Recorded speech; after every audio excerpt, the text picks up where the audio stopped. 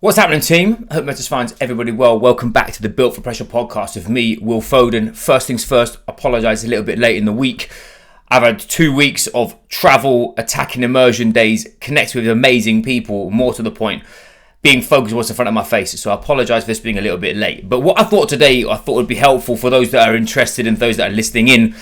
I'm actually going to go over what we went through in both immersion days, not only in Saudi Arabia, but also what I did in my immersion day and with Kira from Holistic High Performance.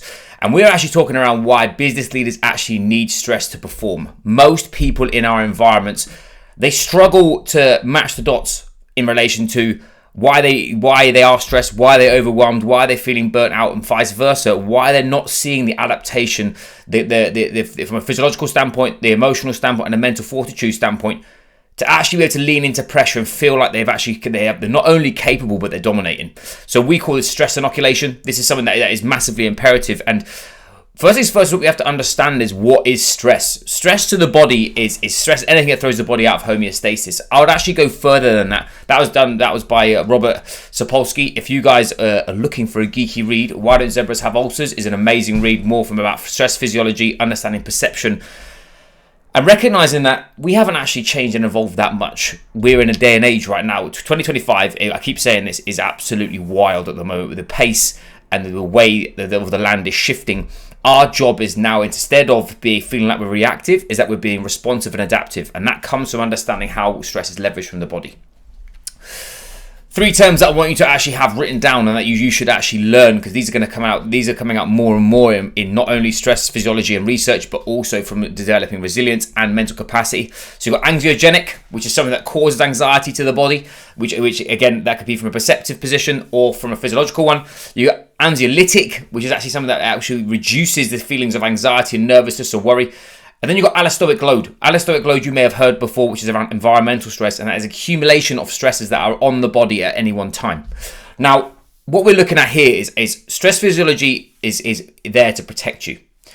The way your brain is wired is it doesn't understand the difference between stress and you getting chased by a lion. Back in the day, that used to be the biggest stressor. But what I'd like you to do, if you're driving, don't do this. But if you are not driving, you're listening to this, take 30 seconds, pause this a second. What I'd like you to do is write down what is stress right now, to you or in general.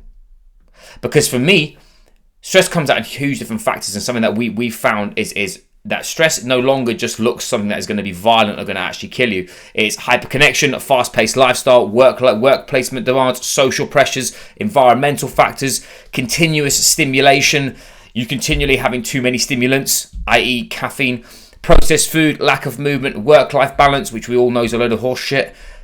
This is all from a position of this is what's actually stressing people out at the moment. And business leaders no more so are having a harder time dealing with this, because the amount of volume of information that you have available to you doesn't always match what you actually need right now.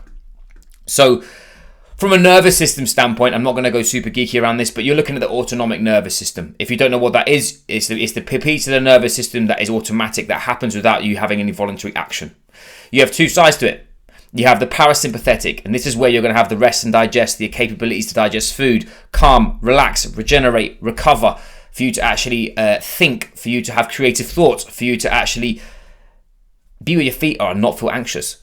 Whereas sympathetic drive is fight or flight response. You may have heard of these terms before, and that means that actually it's the exact opposite. It's hyper-focused, elevations in your periphery, not only from a blood standpoint and from an ability standpoint, but also from adrenaline and that kind of thing.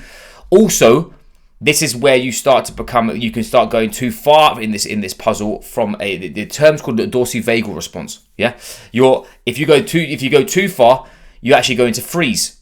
Now, what we want to actually understand here is that most people that will be listening to this are in a high pressure job. Most people that are listening to this are pushing themselves to their limit. Most people that are listening to this want to actually elevate themselves to a new position, and recognizing that physiological stress and emotional and psychological stress go hand in hand when it comes down to how you actually leverage yourself under pressure.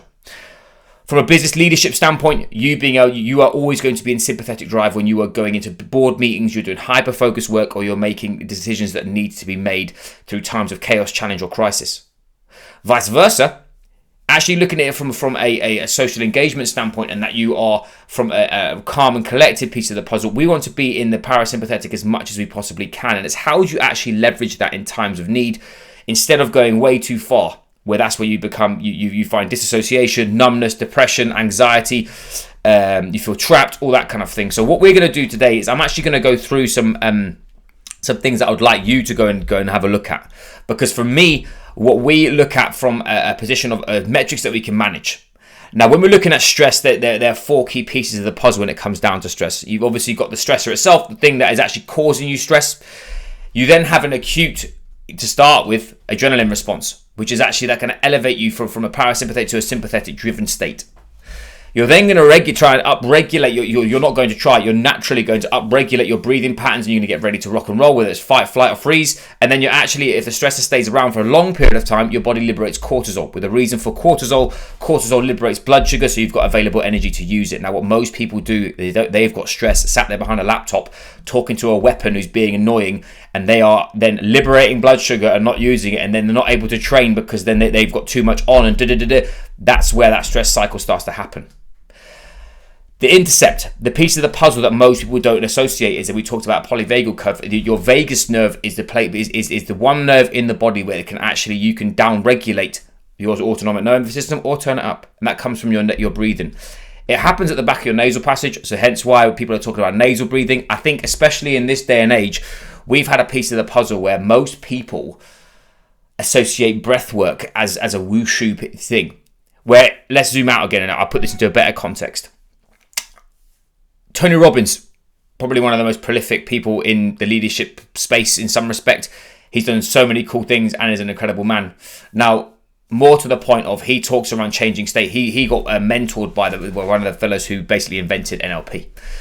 Your state dictates your behavior.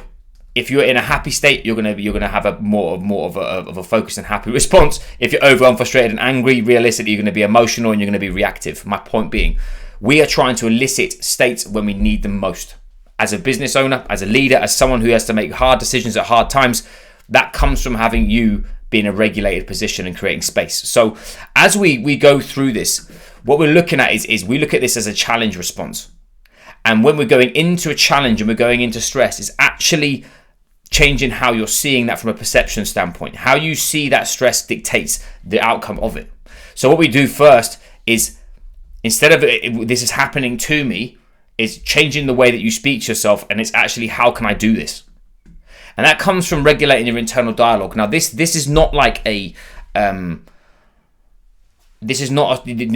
talk about this in elite level sport, and the SWAT team talk about this too. If you've ever read any books around stress, is around self-talk and self-management.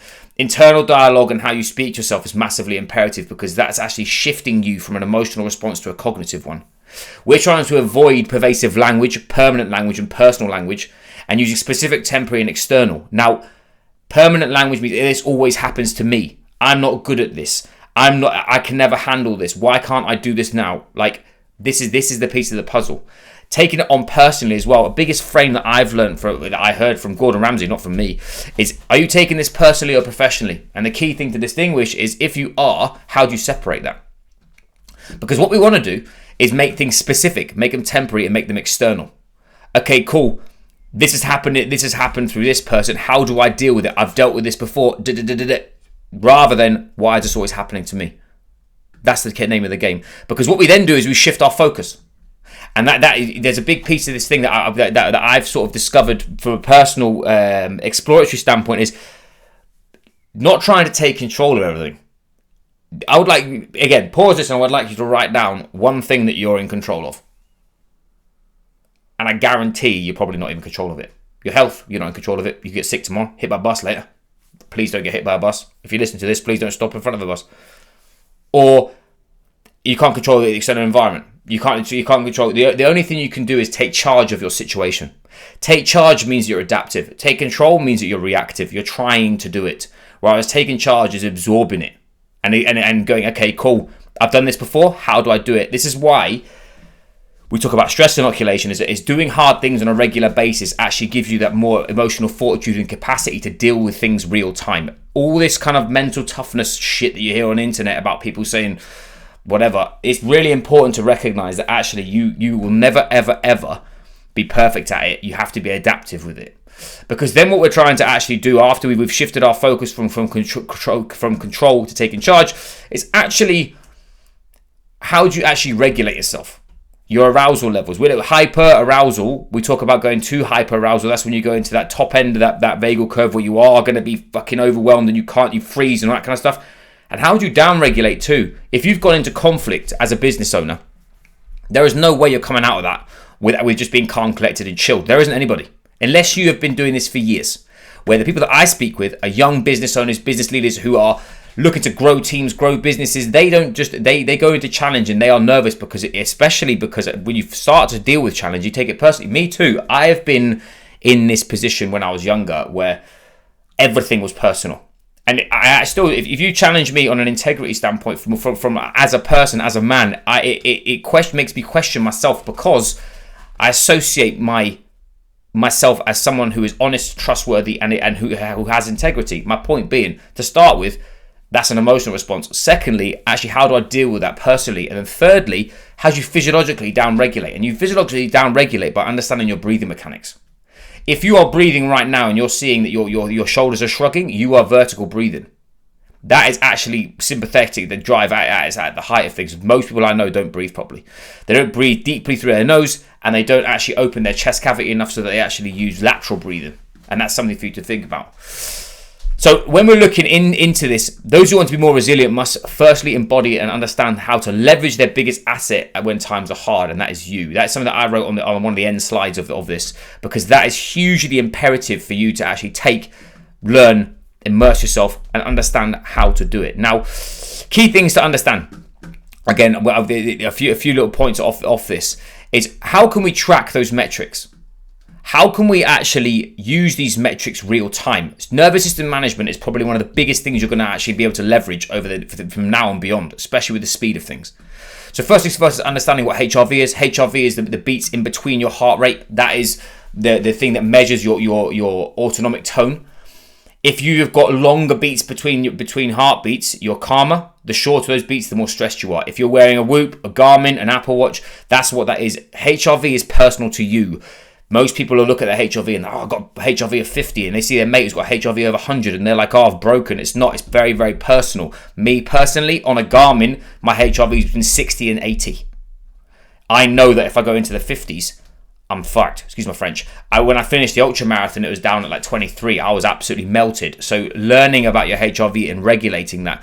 Now, another piece about HRV, if you are going into competition, going to a big board meeting, you've got a challenge ahead, a couple of nights before, your body will be getting, from a perception standpoint, will be getting geared up for that.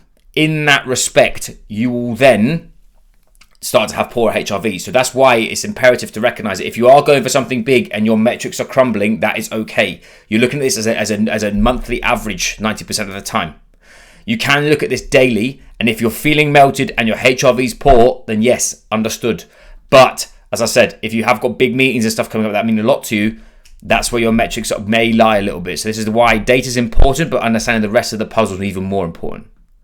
Next is resting heart rate. Resting heart rate is one of the indicative indicators of long-term longevity, health performance, lifespan, and health span. Lifespan is how long you live. Health span is how long you're going to live whilst being healthy, i.e., name of the game is when I'm 80, I still want to be doing bench press. I don't want to be sat in a wheelchair, I don't know, chewing on broken veg, on mushy veg. Resting heart rate. Now, if your resting heart rate, if you wear your device all the time, it would be better. It would give you a more accurate measure because it's obviously measuring all day.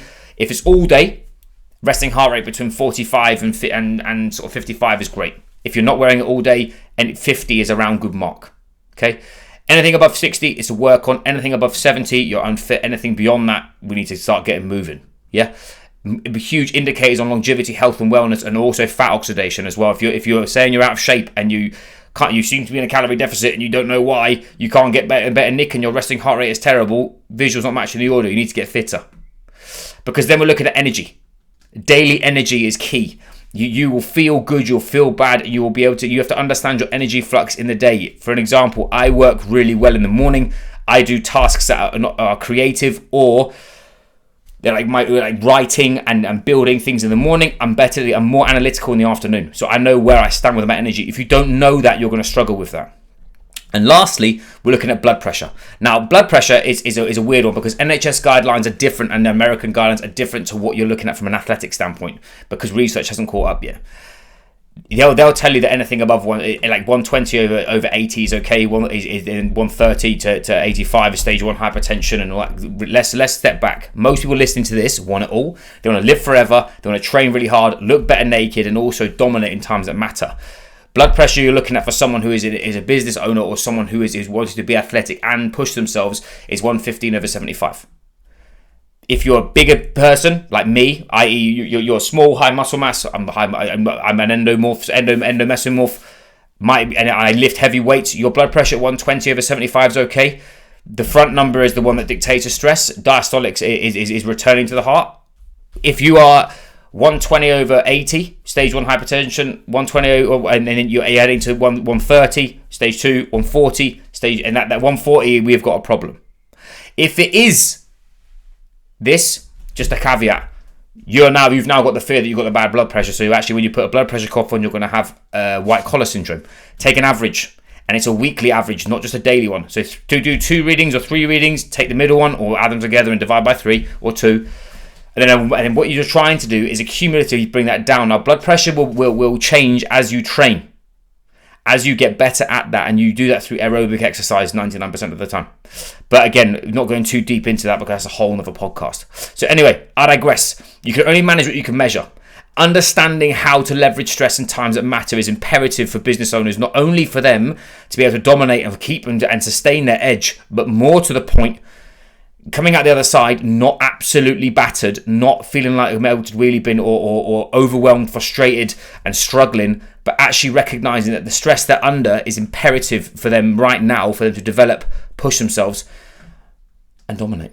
Anyway, I digress. I hope that was helpful.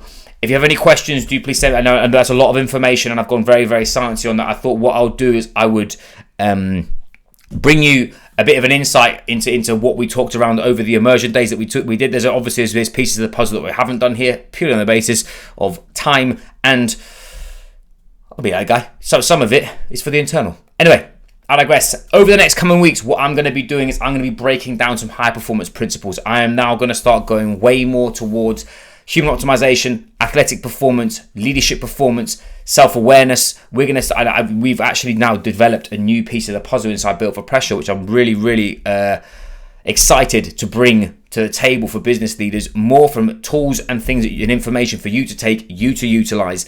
And actually, instead of this like trying to figure out the cheat code, understand the principles of the game. Because if we understand the principles, we can then start developing personal methods for you. So anyway, I digress. Have an awesome day. I hope you're attacking. Enjoy your Wednesday. I'll catch up with you. These will be back out on Tuesdays. Tuesdays is where this is booked in, so let's make that happen. Anyway, take care.